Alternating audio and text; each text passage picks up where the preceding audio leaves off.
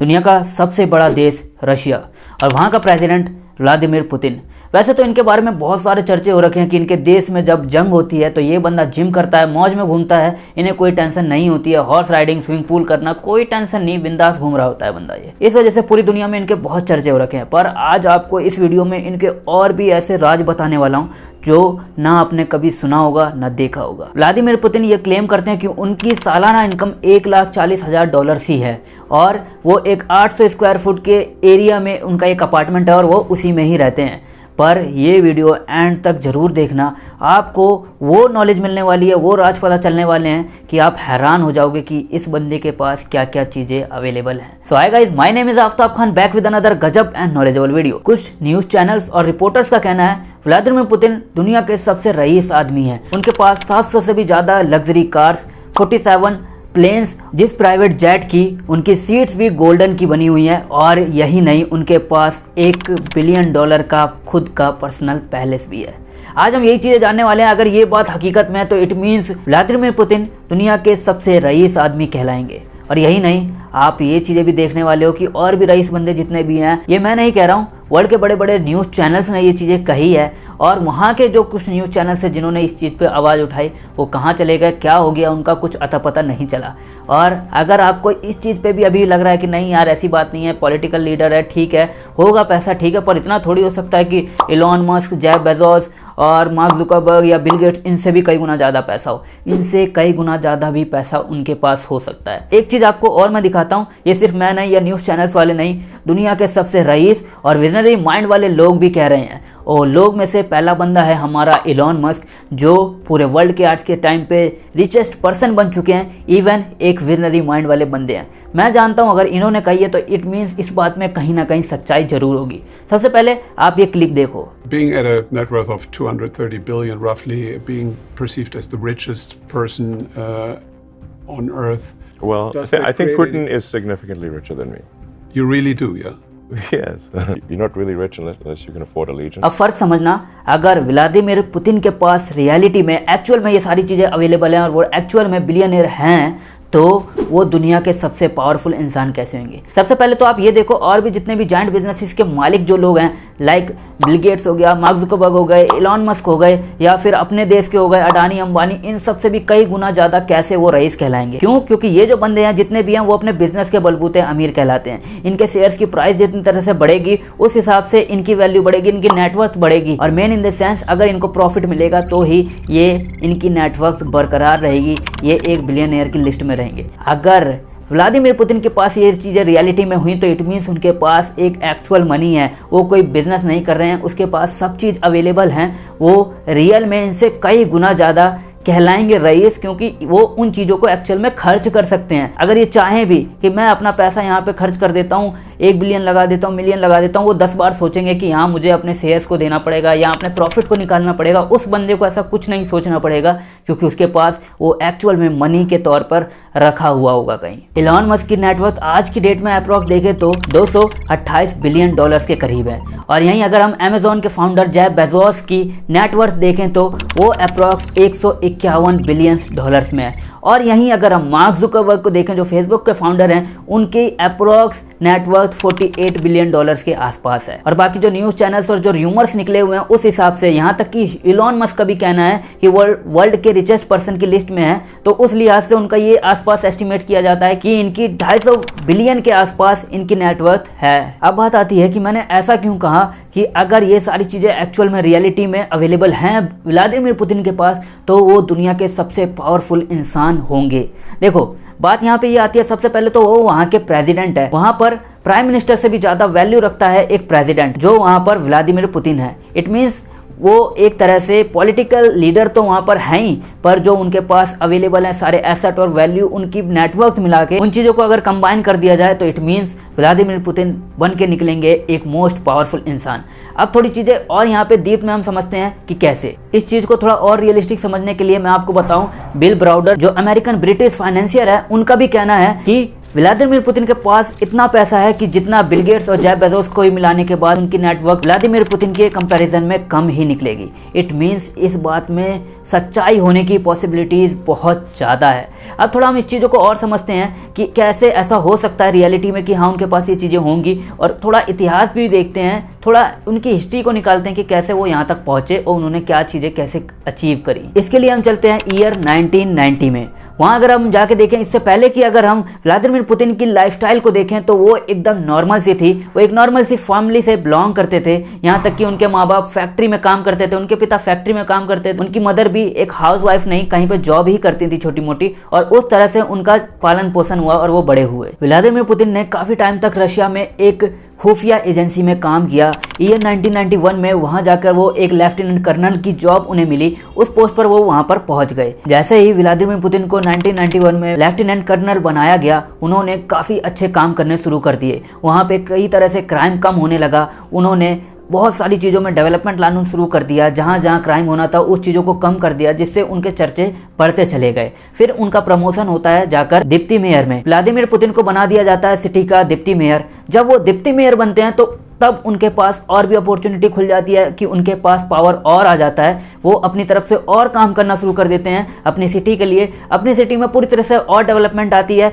लोगों को लगता है, वहाँ पे नाम चलने लगता है व्लादिमीर पुतिन का, ये एक बंदा ऐसा आया है उसने सारा अपना नाम रोशन कर दिया, क्राइम को मिटाने लगा है, लोगों को अच्छे से सही राह पे लाने का शुरू कर दिया है। इससे पहले सिटी में कोई भी डेवलपमेंट नहीं दिखती थी, क्राइम बढ़ता चला जा रहा था, पर व्लादिमीर पुतिन के आते ही बहुत कुछ सुधार लोगों को दिखने लगा। फिर जाकर व्लादिमीर पुतिन की एक सिटी के बहुत बड़े लोग से कनेक्शन होता है और वो इंसान निकलता है रशिया के प्रेसिडेंट का दामाद। रशिया के प्रेसिडेंट के दामाद ने अपने वहाँ के प्रेसिडेंट से व्लादिमीर पुतिन की कनेक्शन करवाया।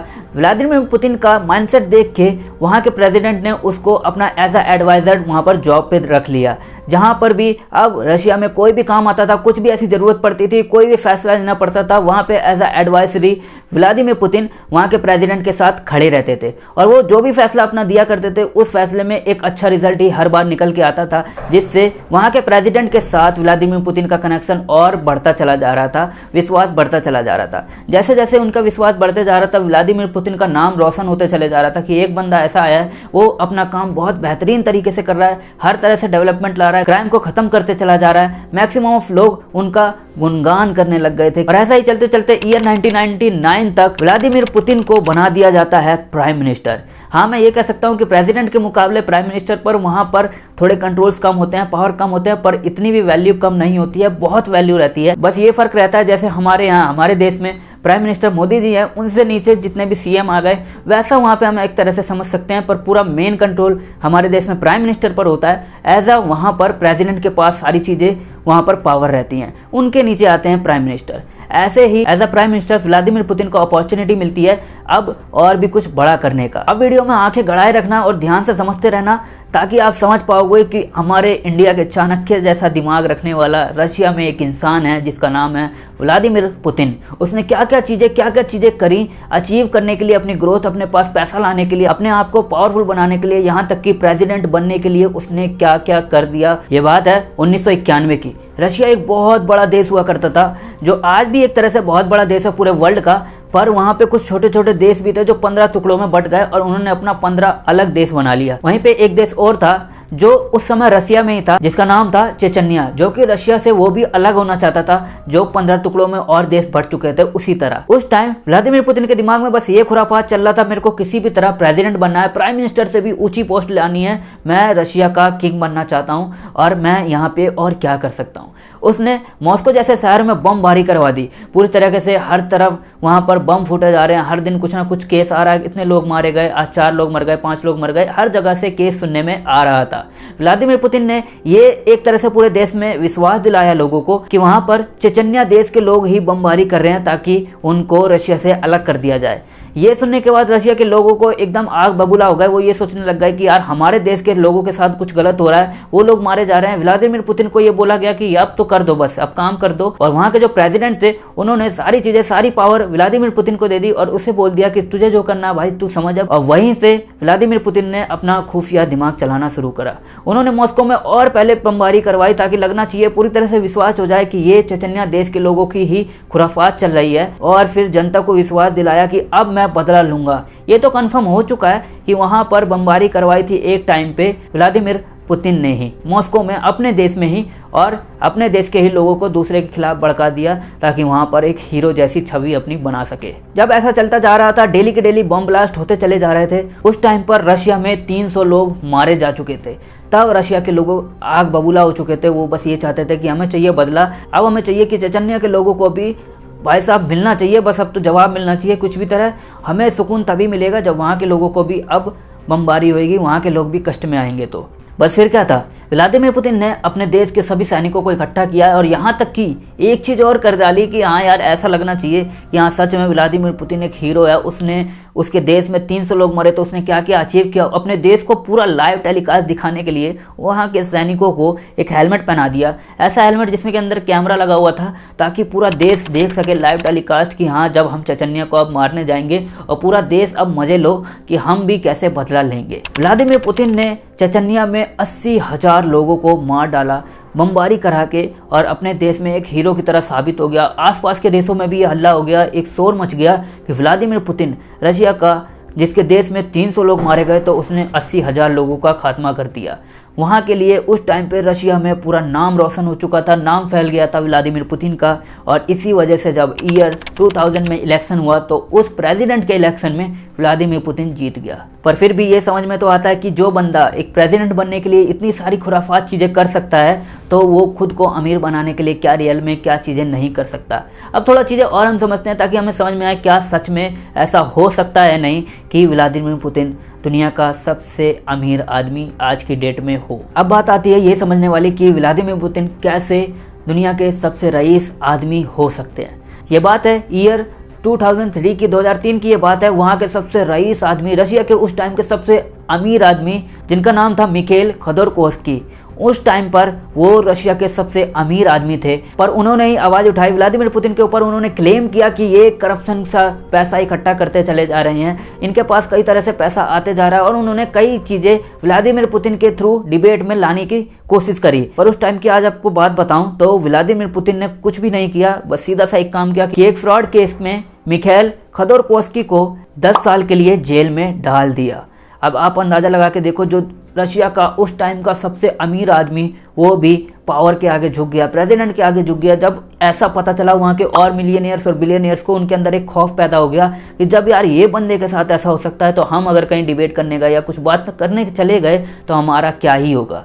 तब उस टाइम पे 2003 में फरवरी के टाइम एक मीटिंग बुलाई गई, व्लादिमीर पुतिन ने एक मीटिंग बुलाई। और आज भी इस चीज़ पर कई न्यूज़ चैनल्स ने आवाज़ उठाई है। मे बी ये अभी भी बाहर नहीं आती हैं बातें, पर ऐसा हो सकता है कि ये चीज़ें रियलिटी में हो। मीटिंग में ये सारी बातें हुई कि व्लादिमीर पुतिन ने ऐसा कहा, रशिया में जितने भी टॉप बिजनेसेस हैं उन सब के मालिकों को बुलाया जाए। उन सब से उन्होंने एक डील करी कि जितने भी आपका प्रॉफिट है उसमें से मुझे इतना % शेयर चाहिए। वो कुछ भी हो सकता था, 40%, 50%, वो अभी किसी को कंफर्म नहीं है। पर वहाँ पे उन्होंने शेयर लिया, जो एक तरह से पूरा का पूरा करप्शन का पैसा था, कमीशन का पैसा था। आज देखा जाए तो मिखेल वहाँ से निकलने के बाद लंदन में रहते हैं। व्लादिमीर पुतिन के थ्रू कुछ रिपोर्ट्स निकाली थी, पर उनका उस टाइम के बाद, वो रिपोर्ट्स आने के बाद, उन चैनल्स पे न्यूज़पेपर में छपने के बाद, उन रिपोर्टर्स का क्या हुआ किसी को कुछ नहीं मालूम। अब मैं आपको कुछ और चीज़ें बताता हूँ कि पॉलिटिकल पार्टीज के लीडर्स अगर करप्शन का पैसा इकट्ठा करना चाहें कि उनके पास कौन कौन से जरिए होते हैं जिसके थ्रू वो एक ब्लैक मनी इकट्ठा कर लेते हैं।